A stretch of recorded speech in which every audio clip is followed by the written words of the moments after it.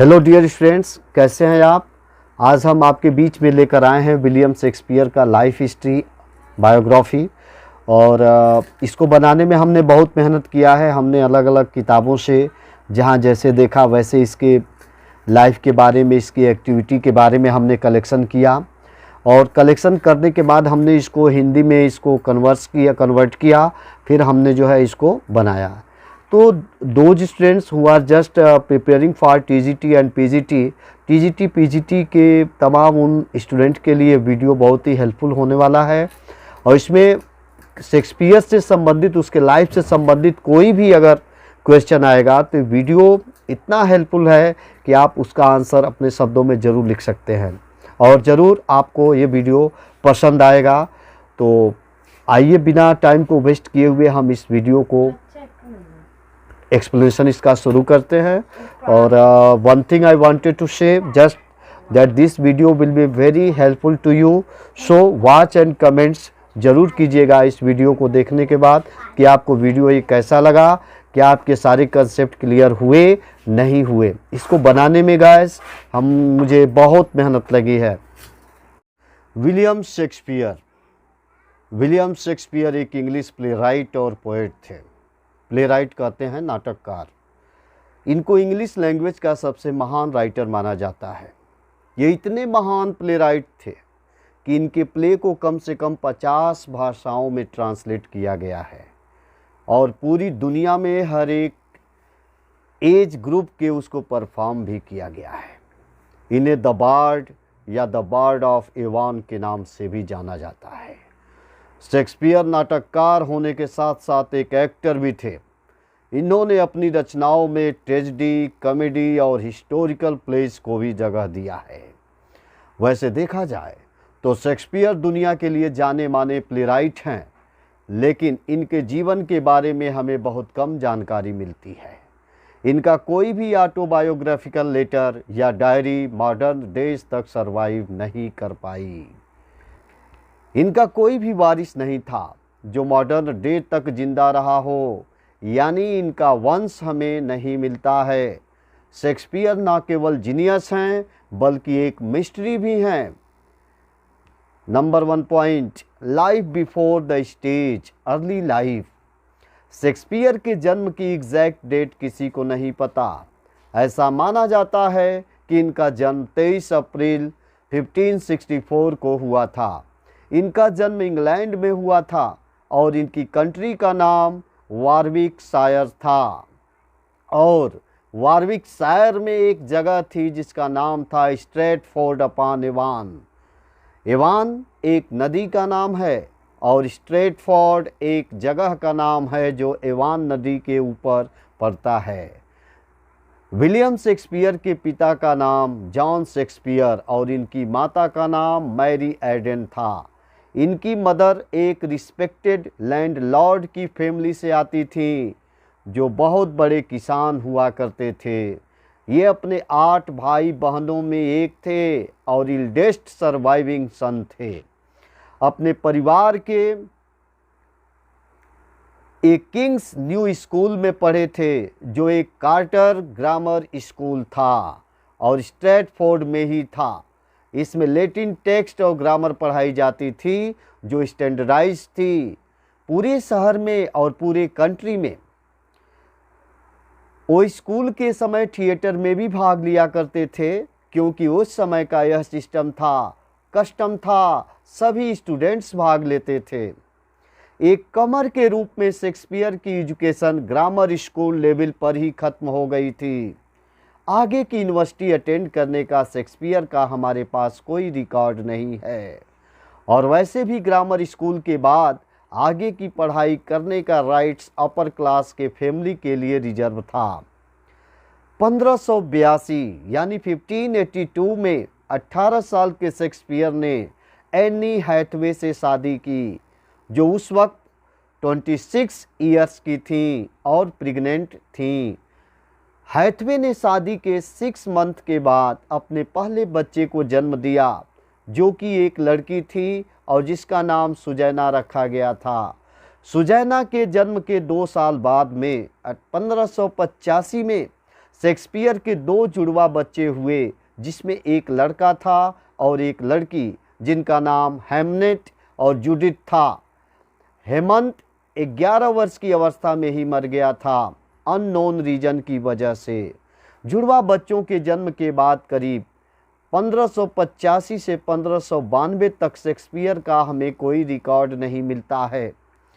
इन 7 सालों में William Shakespeare ने क्या किया, वह कहाँ रहते थे, कैसे रहे, इसका कोई अता पता, कोई इन्फॉर्मेशन नहीं मिलता है। 1592 में उनके जो प्लेस थे वो लंदन के स्टेज पर नज़र आने लगे थे। इन 7 सालों को शेक्सपियर के शेक्सपियर्स लॉस्ट ईयर्स भी कहते हैं। यह इम्पॉर्टेंट क्वेश्चन भी होता है कि शेक्सपियर के लास्ट ईयर कौन से हैं। इन 7 सालों में शेक्सपियर कहाँ थे, इस बात को लेकर अलग अलग कहानियाँ प्रचलित हैं। लोगों ने अलग अलग बातों को गढ़ा है, लेकिन कोई भी वेरीफाइड नहीं है। ऐसा भी माना जाता है कि शेक्सपियर इन साल अपने घर से भाग गए थे, क्योंकि उनको एक हिरन के शिकार के लिए गिरफ्तार किया जाना था। लेकिन इनमें से कोई भी कहानी वेरीफाइड नहीं है और इसका कोई सबूत हमें नहीं मिलता है। अब आ जाइए career and creation of the Globe. Shakespeare सबसे पहले नज़र आए थे लंदन के स्टेज पर, जहां इनके प्लेज लिखे जाते थे और परफॉर्म किए जाते थे। अराउंड 1592 में, हमें इसका एग्जैक्ट डेट नहीं पता कि कब स्टेज पर पहली बार परफॉर्म किया गया था, पर हमें इतना पता है कि 1592 में इतने पॉपुलर हो चुके थे कि क्रिटिक इनके ऊपर न्यूज़पेपर में अटैक किया करते थे। और ऐसा तभी हो सकता है जब एक प्ले राइट इस्टेब्लिश्ड हो गया हो, यानी 1592 तक आते आते शेक्सपियर एक इस्टेब्लिश्ड प्ले राइट बन चुके थे। 1594 के बाद शेक्सपियर के नाटक को परफॉर्म कराया जाता था एक कंपनी के द्वारा, जिसका नाम था लॉर्ड चैम्बरलेन्स मेन, और एक कंपनी लंदन के लीडिंग कंपनी में से एक थी। क्वीन एलिजाबेथ की मौत जब 1603 में हुई तो इस कंपनी को एक शाही परिवार ने खरीद लिया था और फिर इस कंपनी का नाम किंग्समैन रख दिया गया और ये नाम किंग जेम्स फर्स्ट राजा के नाम पर रखा गया था। शेक्सपियर अपने प्ले को जिन एक्टरों के साथ परफॉर्म किया करते थे, उन्हीं एक्टर्स के साथ इन्होंने थेम्स नदी के ऊपर 1599 में एक थिएटर ओपन किया, जिस थिएटर का नाम था the globe theatre. Globe theatre को बनाने के बाद उन्होंने उसके आसपास की बहुत सी प्रॉपर्टी को खरीदा था और बहुत सा पैसा इन्वेस्ट किया था। यह इस बात का सबूत है कि यह प्लेराइट उस समय के बहुत वेल्दी प्लेराइट थे। ये इतना पैसा कमा लिए थे कि यह लंदन एंड स्ट्रेटफोर्ड में कई मकान अपने और अपने परिवार के लिए खरीद लिए थे। 1598 में आते आते शेक्सपियर एक ऐसा नाम बन गया था कि शेक्सपियर के नाम से नावल बिकने लगी थी। वक्त के साथ साथ शेक्सपियर ना तो केवल एक एक्टर बनते जा रहे थे, बल्कि एक अच्छे प्ले राइट भी बनते जा रहे थे।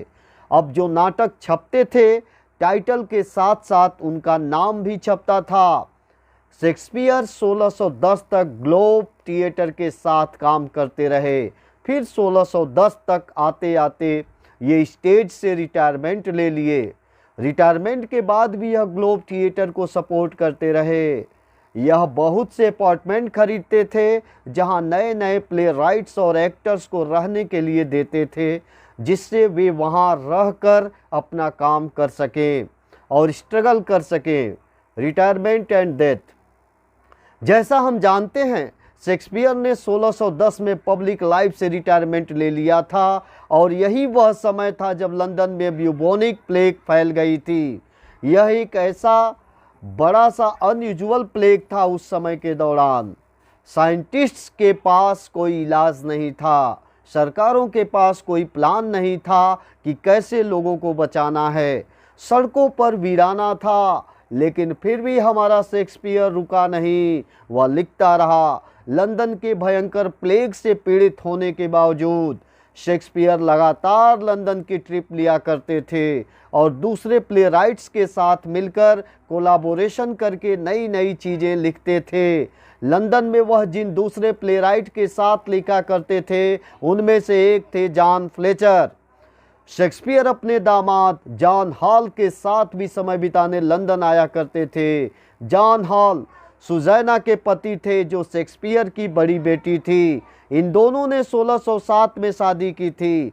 शेक्सपियर 1613 तक एक्टिव प्ले राइट रहे। इसके बाद यह ज़्यादा समय स्ट्रेटफोर्ड अपॉन एवान में ही बिताया करते थे, जहां उन्होंने उस टाउन का सबसे बड़ा मकान अपने और अपने परिवार के लिए खरीदे थे। विलियम शेक्सपियर 23 अप्रैल 1616 को मर गए और इन्हें 2 दिन बाद द होली ट्रिनिटी चर्च में दफना दिया गया था, जो स्ट्रेटफोर्ड में ही था। जब ये मरे उस वक्त 52 ईयर्स के थे। शेक्सपियर के खानदान का कोई डायरेक्ट आदमी नहीं था, इसलिए इनका वंश आगे नहीं बढ़ पाया। इनके बेटे और 2 बेटियां भी एडल्टहुड तक जिंदा नहीं रह पाए। He wrote 37 pledge. शेक्सपियर अभी 37 प्लेज लिखे हैं जो स्कॉलर्स जानते हैं। उसमें ज़्यादातर हिस्ट्रीज, कॉमेडीज, ट्रेजेडीज हैं। पहला प्ले इसको कहा जा सकता है शेक्सपियर ने लिखा था वह था ट्रिलोजी हेनरी 6 रिचर्ड थर्ड। इसी के साथ साथ रिचर्ड थर्ड भी इन्हीं के आसपास लिखे थे। इनको लिखा गया था 1589 से 1591 के बीच में।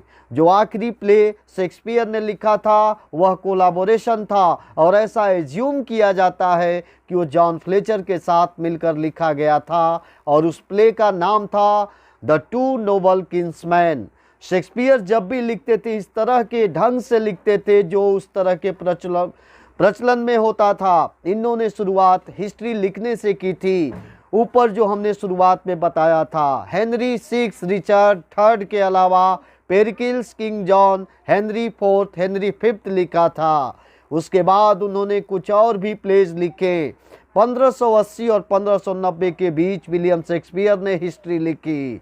उसके बाद विलियम शेक्सपियर कॉमेडी की तरफ मुड़ गए और उन्होंने ऐसे कॉमिक्स और प्लॉट गढ़ा जो एक दूसरे जैसे थे। उनकी कुछ फेमस कॉमेडी हैं a midsummer's night's dream, merchant of Venice, much ado about nothing, as you like it, twelfth night. Interestingly जब विलियम शेक्सपियर अपने कॉमेडी को लिख रहे थे इसी बीच उन्होंने अपने 2 ट्रेजेडी भी लिखे थे, जो रोमियो एंड जूलियट जो 1590 में लिखा गया, Julius Caesar at last of this era इस युग के अंत में लिखा गया।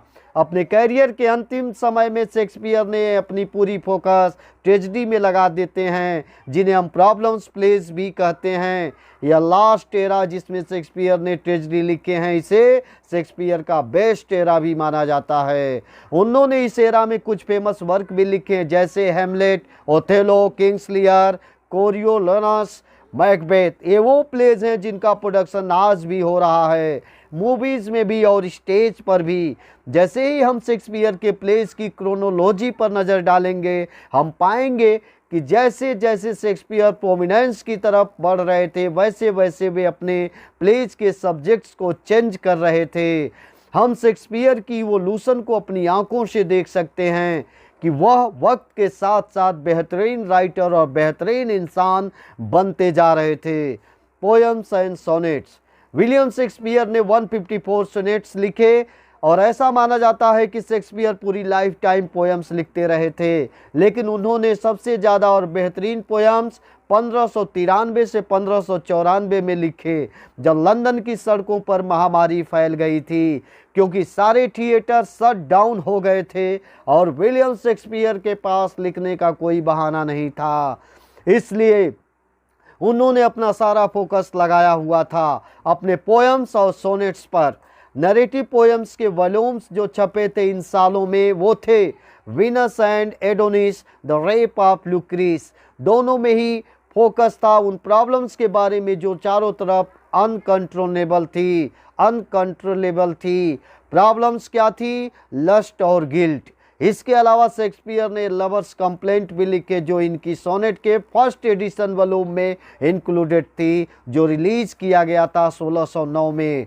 शेक्सपियर के सोनेट कलेक्शन में 150 से ज़्यादा सोनेट हैं। हमें बिल्कुल भी नहीं पता है कि कौन सी पोयम किस डेट पर लिखी गई थी, लेकिन ऐसा माना जाता है कि शेक्सपियर की सोनेट एक उनके प्राइवेट डायरी की पार्ट थी और विलियम शेक्सपियर नहीं चाहते थे कि यह सोनेट्स पब्लिकली कभी बाहर आए और ये भी पब्लिश हो। शेक्सपियर की सोनेट्स में कई कंट्रास्टिंग सब्जेक्ट्स हैं, जैसे कि पोएट के दिल में लस्ट है एक मैरिड वोमेन के लिए जिसका डार्क कम्प्लेक्शन है, जिसे द डार्क लेडी कहा जाता है।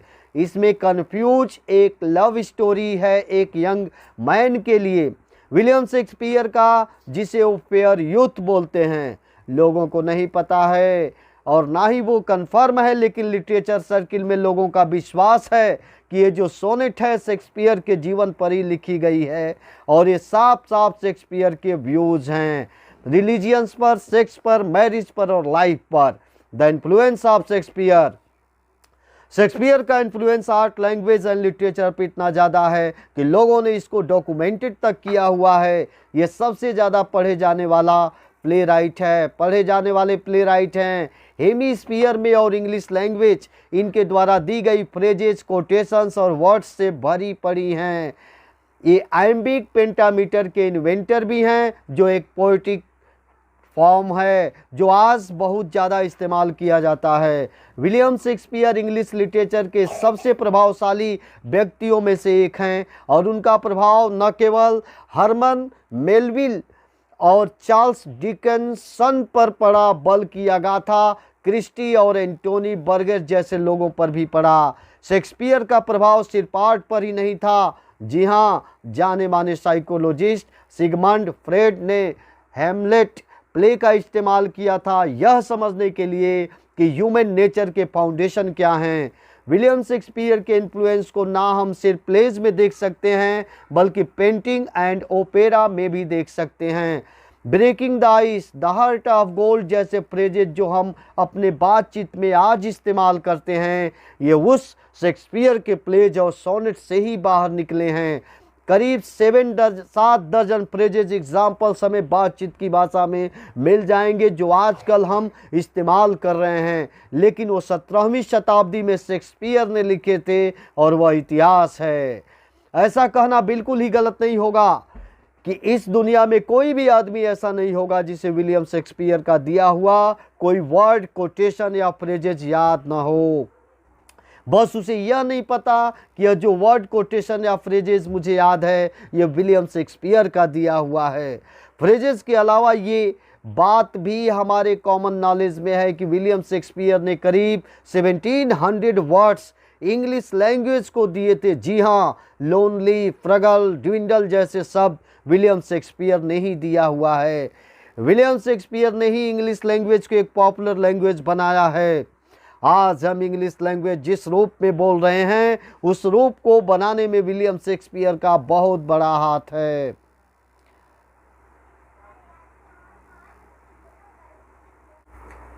ओके डियर स्टूडेंट्स, मुझे उम्मीद है ये वीडियो सुनने के बाद आपको शेक्सपियर से संबंधित जितने भी क्वेश्चंस होंगे उसकी लाइफ के बारे में सारी चीज़ें आपको पता हो गया है। But still in spite of all this things if still there is any confusion in your mind तो श्योरली आप you can make a call to me, you can contact to me.